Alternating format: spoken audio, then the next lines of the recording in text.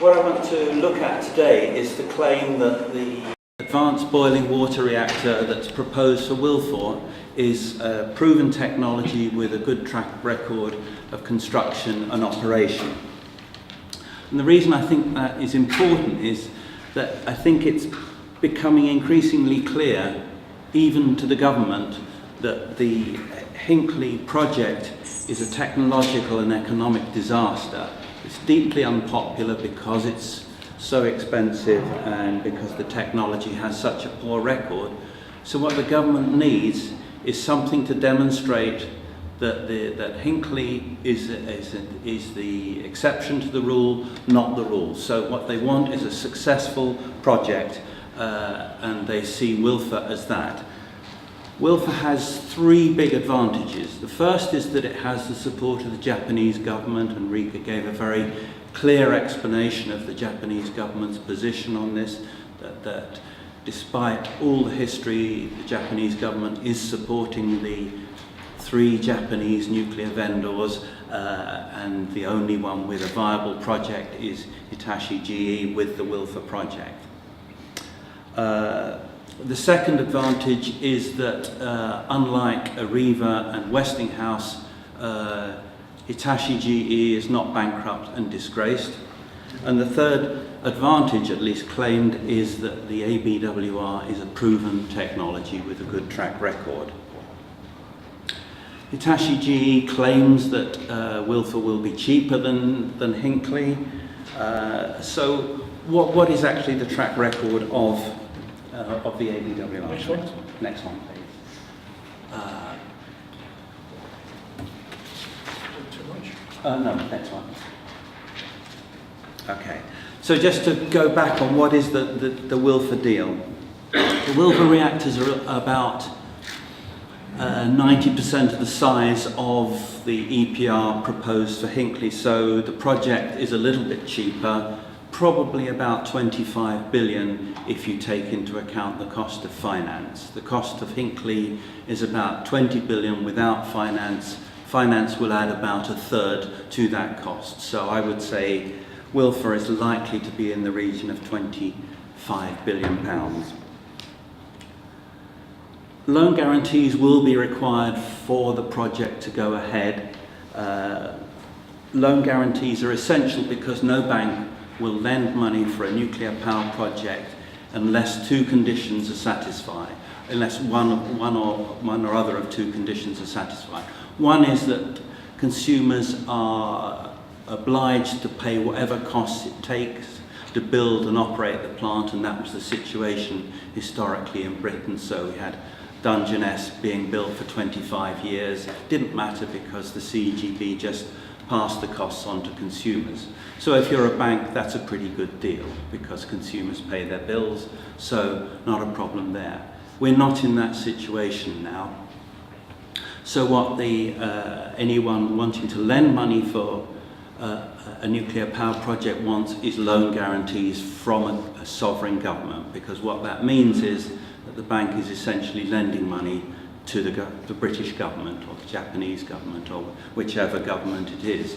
And of course that's an extremely low risk loan, and the interest rates will be correspondingly low, and with a capital intensive project like nuclear power, that is going to have a very significant impact on the costs. Without loan guarantees, there will be no more nuclear power plants in Britain.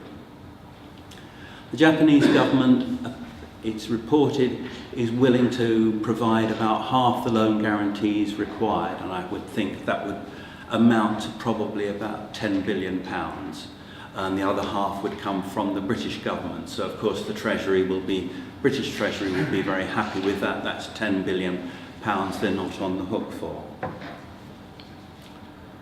Another problem for the Wylfa project is that the owner of the consortium, the Horizon consortium that wants to build it, is 100% Hitachi GE, which sounds like a very big company, but of course in terms of a nuclear power plant, it's tiny. Probably the capital value of Hitachi as a whole is maybe a few £1 billion. So they can't possibly own and operate a facility that is going to cost £25 billion. Neither do they have the skills to do it. So if the project is to go ahead, then they'll need somebody with much more financial muscle and technical skills than Hitachi to actually own the project. And that's why the Japanese government, I think, is enlisting one of the bigger Japanese utilities, Chubu Electric, to be one of the owners of the plant if and when it gets built. Hitachi GE has said it hopes the strike price will be lower than Hinkley, and the Hinkley price is frustratingly always quoted in 2012 money, £92.5 a megawatt hour. We're on about £105 per megawatt hour in 2018 money. Hitachi hopes, but hopes are of course not very bankable, and hopes from the nuclear industry, there's not much that's more worthless than a hope from the nuclear industry. They will need a 35-year take-or-pay contract, just like Hinkley, and a high strike price will be needed. I don't see there's any prospect that the price will be lower than that. So let's get on to the technology. The development of the ABWR started soon after the 3 Mile Island accident. It was a joint venture between General Electric, the US company that invented boiling water reactors, and the two Japanese partners, Hitachi and Toshiba. The design was said to be complete by 1986, so before Chernobyl, and that design is the design that was used in the 4 operating reactors and the 4 reactors that have started construction. Construction of the first unit in Japan started in 1992 and was online in 1996. The design was updated to take account of Chernobyl and was presented to the US safety authorities, who went through a 5-year process of reviewing it, and in 1997 gave it approval to be built in the United States. That approval lasted for 15 years and expired 6 years ago. No orders were placed in the United States or anywhere else for that design of ABWR. The design was updated again for the UK market, obviously to take account of 9/11, because now reactors need to have a shell that is strong enough that you can fly a 747 into them without damaging the core. So that was a major upgrade, and that's the design that's gone forward to the British safety authorities. As Rika said, there are no other prospects for Hitachi GE to sell the ABWR other than Wylfa. And just for completeness, there are actually 3 companies selling ABWRs now, confusingly. There's Hitachi GE, which is 80% Hitachi, and they sell to everywhere in the world except the United States. There's GE Hitachi, which is 80% GE, which sells to the United States, except it doesn't have any prospects there. And there is still Toshiba, which has its own version of the ABWR on its books. So if we look at construction, the 4 reactors completed in Japan were all completed in very quick time, 4 to 5 years, which is very good by world standards, but it's the same as for all reactors in Japan. Reactors in Japan have always taken 4 to 5 years to build, so whether we can learn much, extrapolate from that, much from that is not clear. There are 2 uncompleted plants in Japan. It's difficult to get much information on them, but it appears that construction was suspended in 2013, and it's not at all clear whether, if and when it will ever start again. 2 reactors were ordered by Taiwan in 1998, and construction started then, expected to be completed in 2002.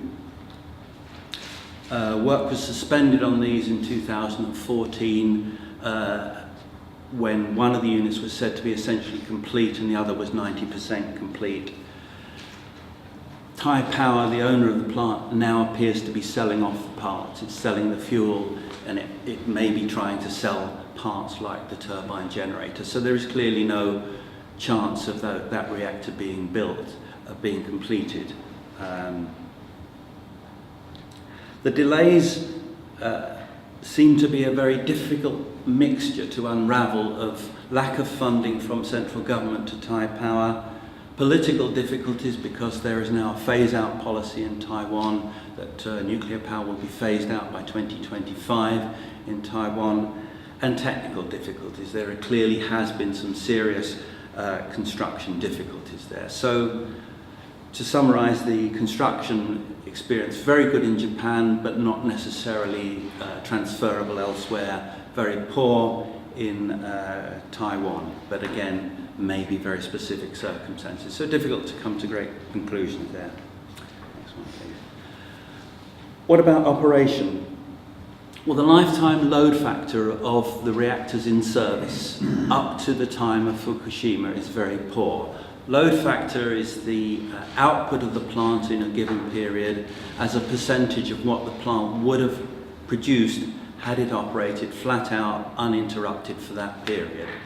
And if you look at Hitachi GE's publicity, they claim a 90% load factor for the plants that they're going to build at Wylfa.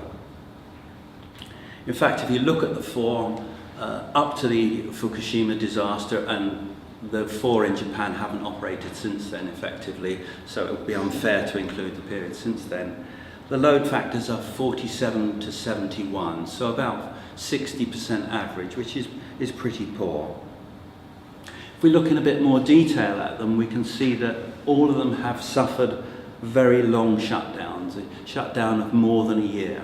I think in 3 cases this was down to seismic issues following the 2007 earthquake in Japan. It was found that 3 of the reactors did not have adequate seismic protection, and very extensive upgrades were taken. 2 of the reactors had big turbine problems. A turbine is not really connected to the reactor, but it put them out of service for about 18 months. Hitachi had to admit it was their fault and paid for the repairs. Even if you take out those years where they haven't operated at all, though, the performance is generally mediocre. Leave out those years, you still only get up to about 70%, so well short of the levels that Hitachi GE is complaining, the 90% level that they're claiming, finally. So the conclusions are that the completed ABWRs, the one we have a track record for, is 2 designs ago. It's a 30-year-old design, pre-Chernobyl, pre-9/11, certainly pre-Fukushima.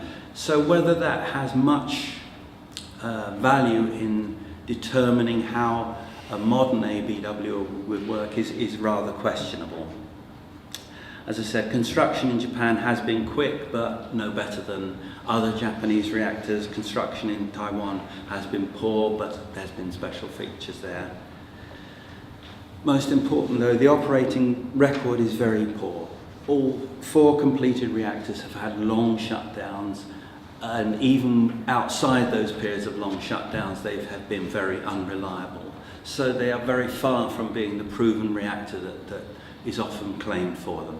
Thank you.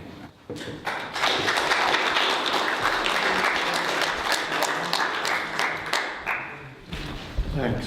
Any questions? Sue? Could I ask a technical question? That a strike price, £105 per megawatt hour exported, yeah? So you have companies that build the reactor for, 30 billion or so on. It's all of the electricity that they then export. So if you're working at 40%, you only get paid for 40%. Isn't that a bankrupting issue? Yeah, I think the risk of the CFD contracts is underestimated. What the CFD does is it insulates you against the market risk. In other words, that your costs are much higher than the alternatives, so you get pushed off the system. The take or pay contract says that there is no way you can be pushed off the system. But there is still the technology risk that the plant will take a long time to build and will be unreliable. And people tend to gloss over that. So I think you're absolutely right that there is a big technology risk that the CFD does not cover. So I think the banks may be deluding themselves. Banks are not that clever, of course, as we know. This guy here. Yes, there were a lot of boiling water reactors constructed in the early phases of nuclear construction in the United States. And then they pretty much fell from favour, weren't they? It's mostly pressurised water reactors being built. I just wonder what was the logic for them reviving this particular technology? Well, the BWR was designed by GE, and it was exported to its long-term partners. So Hitachi and Toshiba have been GE's partners for technology for 100 years. The PWR is sold by Westinghouse, and that went to their partners. And it just so happened that their partners were in countries like France that had bigger programs. So I think to a certain extent it was accidental. Whether the PWR or the BWR is better, I don't know. I mean, Germany had both. The company that was building BWRs, which was AEG, did a pretty bad job of it, so it didn't work there. Sweden went for BWRs, Italy a mix, and Russia went for PWRs. So I don't think there was any falling out of favour as such. I think it was just that the markets that were there just so happened to be in countries where the supplier by nature was a partner of Westinghouse, therefore offered PWRs. I don't think it's more significant than that. Steve, I'm going to abruptly stop there. Could we thank Steve for his contribution, please?